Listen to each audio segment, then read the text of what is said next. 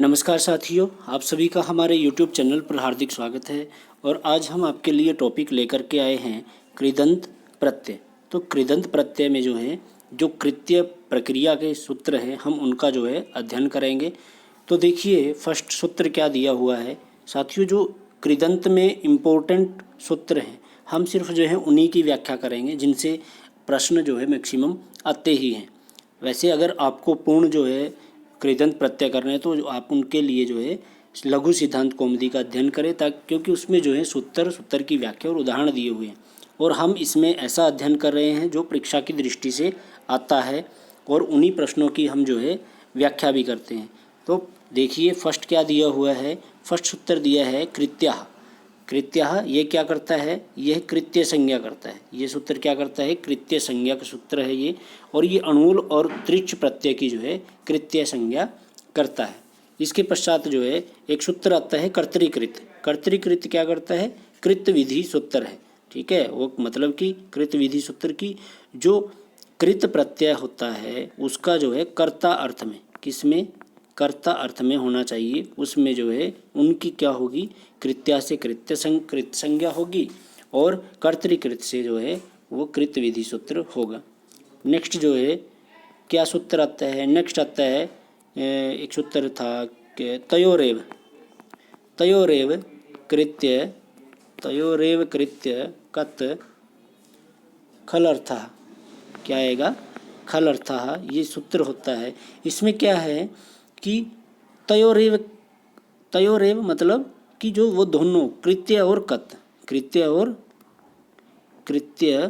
और जो कत प्रत्यय है, और खल अर्थः। खल अर्थः मीन्स कि कई बार किसी प्रक्रिया को मुश्किल से हो जाती है, वो मुश्किल से होती है, और कई बार वो आसानी से हो जाती है, तो वो क्या होता है, खलु अर्थ में होती है। तो इन सभी को प्रत्यय को क्या कहा जाता है, खलर्थ प्रत्यय कहा जाता है। इसके पश्चात सूत्र आता है, एक सूत्र है जो लघु सिद्धांत कौमुदी में भी है, क्या तव्यत तव्यानीयर तव्यानीयरः। ठीक है, तो इसका मतलब क्या है कि यह तव्यत, तव्य और अनियर इन तीनों से होता है। और क्या होगा, धातु से होता है। ये तीनों प्रत्यय तव्यत, तव्य और अनियर किससे होते हैं, धातु से होते हैं। इसके पश्चात जैसे कि उदाहरण देखिए, जैसे चेतव्यः। चेतव्यः ये किससे बना है, इसमें तव्यत प्रत्यय है। इसी तरह से चयनियो। चयनियो इसमें कौन सा है, अनियर प्रत्यय है। ये ची धातु से ही बना है ये भी। और इसके पश्चात आता है आपका ये तव्यत का हो गया, अनियर का हो गया, और इसी तरह से तव्य का चेतव्य ऐसा बन जाता है। ठीक है, चेतव्य और चयनीय हो तो इसमें कौन सा प्रत्यय हुआ, ये आपके ये दोनों तव्यत और अनियर प्रत्यय हुए हैं। इसके पश्चात सूत्र दिया हुआ है केलिमर उपसंख्यानम। केलिमर उपसंख्यानम में केलिमर प्रत्यय होता है, और केलिमर प्रत्यय का ये आपका केलिमर प्रत्यय दिया है, और केलिमर प्रत्यय का ककार का और रेफ का, ठीक है, ये दोनों क्या है, इत संज्ञक होते हैं, और इसका एलिम शेष बचता है। उदाहरण क्या है, पचेली महा। क्या है, पचेली महा। तो यहाँ पर पच धातु है, और इसमें केलिमर प्रत्यय है, और केलिमर प्रत्यय का क्या शेष रहता है, एलिम शेष रहता है। तो ये क्या बन जाता है, पचेलीमा। पचेलीमा इस तरह से ये बन जाता है। नेक्स्ट दिया हुआ है विधेलीमा। तो ये भी किससे बनेगा, आपकी विद्ध धातु से। किस धातु से, विद्ध धातु से बनता है। देखिए, विद्ध धातु और वही केलिमर प्रत्यय। केलिमर का क्या शेष रहेगा, एलिम शेष रहता है, तो क्या बनेगा, विधेलीमा। इस तरह से ये बनता है। नेक्स्ट क्या दिया हुआ है, नेक्स्ट दिया है कृत्य ल्युटो बहुलम। कृत्य ल्युटो बहुलम, इसमें क्या है कि कृत्य और ल्युट से, कृत्य और ल्युट प्रत्यय किससे होते हैं, बहुलता से बहुलता से होते हैं। जैसे कि क्या दिया, स्नानियम। स्नानियम में क्या हो गया, अनियर हो गया, और दानियह में भी क्या हो गया, आपका अनियर प्रत्यय बन जाता है। इसके पश्चात क्या दिया, सूत्र है अचोयत।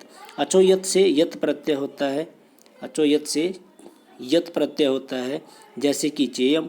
चेयम में क्या है, ची धातु है, यत प्रत्यय है, तो इससे क्या बन जाता है, चेयम बन जाता है।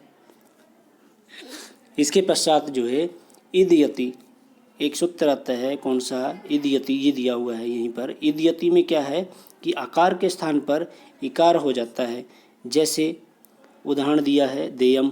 अब देयम में जो है कैसे बनाइए, दा धातु से। दा धातु में जो आकार है, जो दा धातु में आकार आया, उस आकार की जगह पर क्या बन जाता है, इकार बन जाता है। और बाद में यत प्रत्यय था, तो आ और ई से ए बन गया और यत का क्या बन गया, देय। इस तरह से देयम क्या बन जाएगा, यत प्रत्यय बन जाएगा। नेक्स्ट देखिए क्या दिया हुआ है, सूत्र है पोर अधुपदात, पवर्गांत लिखा हुआ है मैंने। पोर अधुपदात का मतलब क्या है कि पवर्गांत जो है क्या होना चाहिए, पवर्गांत हो और क्या हो, मतलब उपधा में क्या होना चाहिए, अ उपधा, उपधात, उपधा के में जो है क्या होना चाहिए, अ होना चाहिए और क्या हो, पवर्गांत हो, क्या हो, पवर्ग अंत हो। जैसे उदाहरण देख लो, जल्दी समझ में आएगा। सप्यम दिया हुआ है। अब सप्यम में क्या है, शप धातु है, सप्यम में क्या है, शप धातु होगी और शप धातु यत प्रत्यय। अब प जो है क्या है, पवर्गांत है और उपदा में क्या होगा, अब अ होगा, तो यहाँ पर क्या होगा, यत प्रत्यय होगा और ये क्या बन जाएगा, सप्यम। इस तरह से जो है ये बन जाता है। इसके पश्चात जो है उदाहरण लभ्यम दिया हुआ है। लब भी इस तरह से ही है, लब धातु है, कौन सी धातु है, लब धातु होगी, लब धातु है और अण्यत है, क्या है, अण्यत प्राप्त है, लेकिन इसको जो है बाध कर देता है। कौन सा सूत्र बाध कर देता है, पौरोधुपदात, इससे जो है यत प्रत्यय होगा, ठीक है। और अब क्या होगा, लभ में पवर्गांत होना चाहिए तो पवर्ग का ही है ये, तो ये क्या बन जाता है, लभ्यम। इस तरह से नेक्स्ट सूत्र दिया हुआ है। नेक्स्ट सूत्र क्या कहता है कि एतिस्तु शास व्रीद्री जुषः क्यप, कि एतिस्तु शास व्रीद्री जुषः क्यप, इनके साथ जो है कौन सा प्रत्यय होगा, क्यप प्रत्यय होगा। मतलब कि जहाँ पर इण दिया हो, स्तु दिया हो, स्तु धातु हो, शास धातु हो, व्री धातु हो, द्री धातु हो या फिर जुस धातु हो, तो इनके साथ कौन सा प्रत्यय होगा, क्यप प्रत्यय होगा। जैसे इत्यह, इत्यह में क्या है, क्यप प्रत्यय। स्तुत्यः में भी, शिष्यः, वृत्यः, जुष्यः, इन सभी में क्या है, क्यप प्रत्यय आता है, ठीक है। इसके पश्चात जो है जैसे आपका ये दिया हुआ है, इत्य दिया हुआ है, तो ये किससे बना, इसमें कौन सी धातु है, इण धातु है। एतिस्तु सास जो व्रीद्री जुस कप, जो ये सूत्र है, इससे क्या हो गया, क्यप प्रत्यय हुआ।